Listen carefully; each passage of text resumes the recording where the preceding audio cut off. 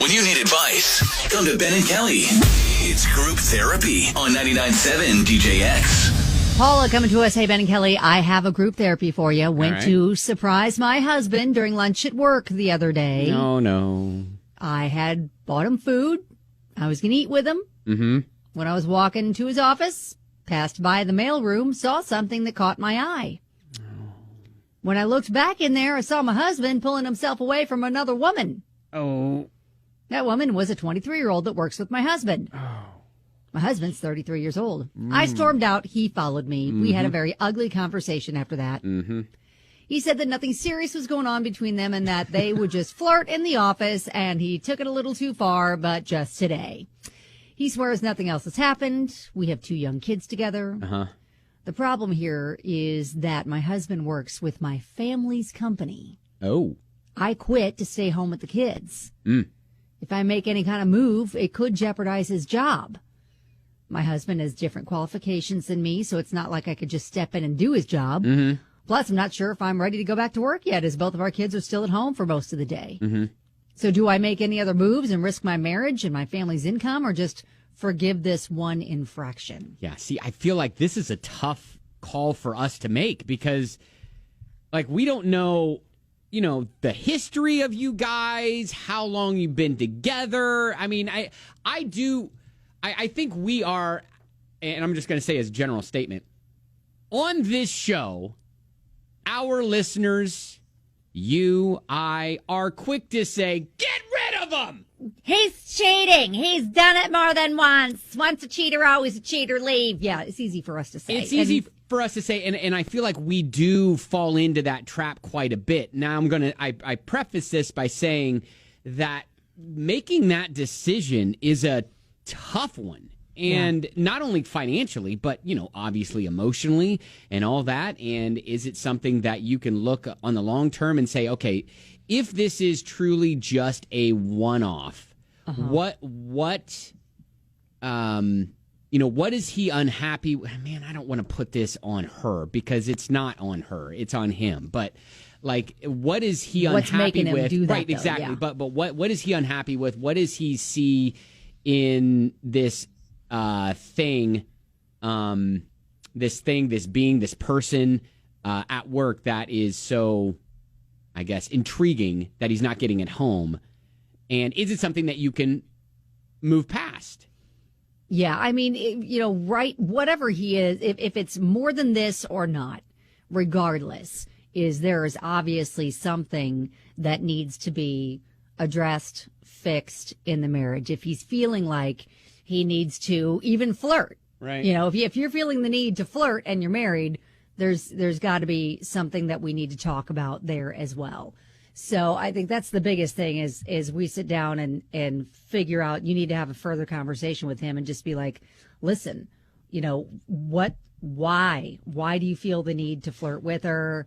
Is there something missing in our marriage? I mean, start that conversation. Could have already been discussed in the, as she said, ugly conversation. But right. Yes. Well, we need to have a calmer conversation about it. Yeah. Now that emotions have at least, there's been a little bit of time that has passed, you can kind of look at the situation with, I don't want to say less emotion, but less emotion, and not in the heat of the moment. Right. That was in the heat of the moment. Right, and, for sure. And emotions were flying high, and you probably said things you didn't mean, all the things. But and he probably did as well. Yeah, but I mean, you need to sit down again and just say, imagine how that made me feel, seeing that, and then go from there. Okay, so what we would like is if you've been in a situation like this and can provide at least a little perspective of, hey, you know what, I stayed with him and it worked out, or I stayed with him and then it turned out this was just the tip of the iceberg.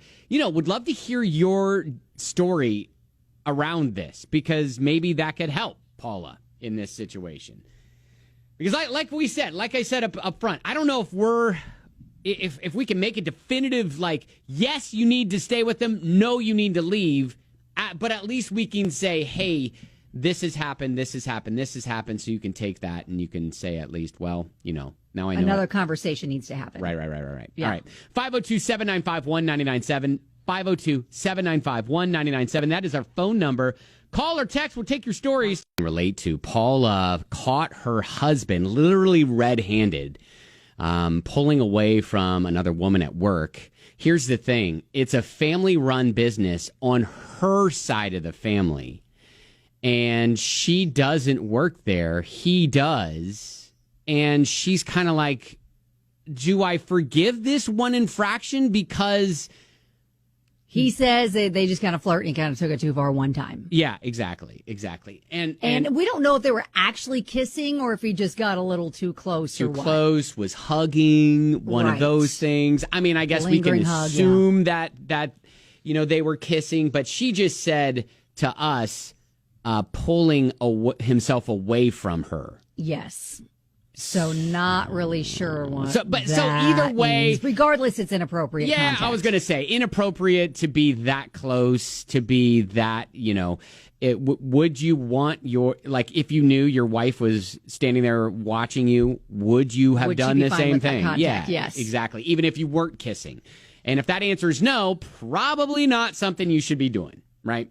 Exactly. Elise is just like, listen, don't give him the excuse to say I cheated because this was wrong in the marriage. No matter what is wrong in the marriage, you never cheat, period. That's your family's business. So disrespectful and insulting. It's one thing if it's a drunk night at the bar, but the family business, that's horrible. Nobody deserves that. Mm-hmm. And we said even flirting, if you are married, is a no-no. That's off limits. It's inappropriate behavior. So you need to have a conversation as to why he feels like that he needs to do that. What's missing between you guys to where he feels like he needs to step outside and get some sort of, if he's getting admiration from somewhere else, he feels like maybe he's not getting from you, whatever. You need to have a conversation as to why he feels the need to behave like that. You know what? Bethany says something via text that I was thinking myself. She says, girl, jeopardize that job. To heck with him. It's your family's company. I'm sure they could find something for you to do there if you need to end up supporting yourself financially.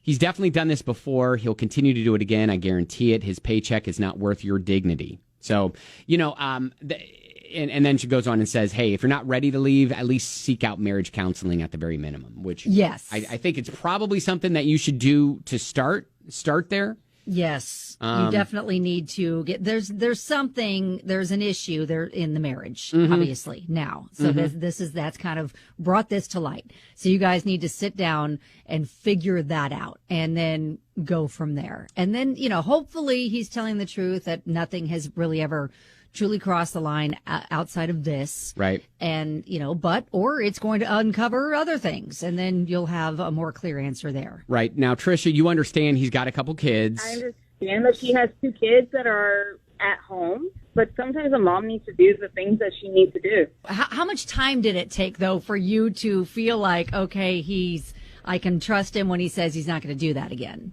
It took me 1.5 years. Did it? Okay. Yeah. Take some time. Okay. Oh, it took a lot of time. Yeah. Yeah.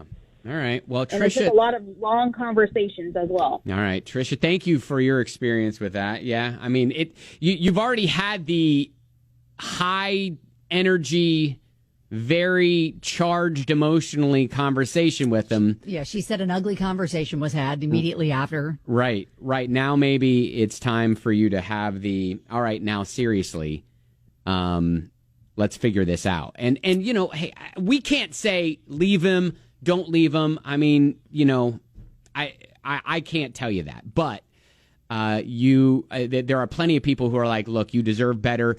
If it's your family's company, your family's going to support you. And so if you do have to make a decision to leave, then they can help you out.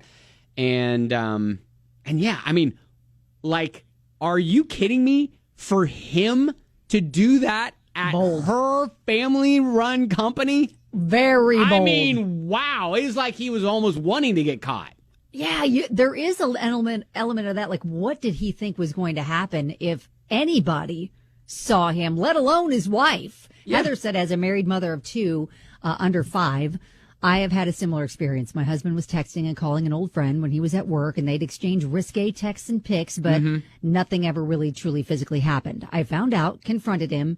It happened again a month later. I told him I'd divorce him. He immediately stopped, blocked her. We worked on things. I was in therapy for 1.5 years before I could feel okay again. But now things are good. Okay. We're building our lives together. He said I didn't spend enough time with just him. All of my attention's focused on our kids.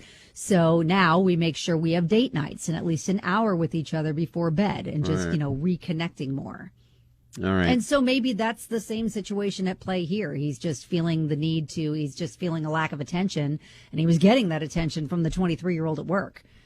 So maybe it is something like that. But, she needs to sit down and figure out what's the root of him feeling like he needs to be flirty with somebody at work. Hey, can we, with 23-year-olds real quick listening? let's not go for the married guy at work, all right? I mean, you probably know that he's married to his look, wife. It's she her may be business. innocent. She may be innocent in the sense that, like, she wasn't inviting this. That who is knows? true. We don't who know knows that, how yeah. flirty? Like, he's saying they're flirty, but she may have not even been considering it was flirty, like being Right. nice type of thing. So, I mean, that's a whole Right. other can of worms. But, Right. and then Melinda, last one, she just says, let's this be clear. You are not the one risking your marriage. He is. Yes. You're not the one risking family. He is. Right. He is also jeopardizing his job, not you. So, But I understand you've got a lot, tied in. You have kids together, yeah. and he's entangled in your family business. There's a lot tying you together. So you need to, I think, do all the steps in trying to get to the root of the problems that led to this point, and then see if you can work on it, figure it out. And then if you cannot, if you get to the point where you're like, nope, this can't be repaired, then that's when you make that decision. I don't think we base a drastic, I'm going to leave him decision based on where you are now. all right, lots to think about. Keep us posted, Paula, and that is group therapy.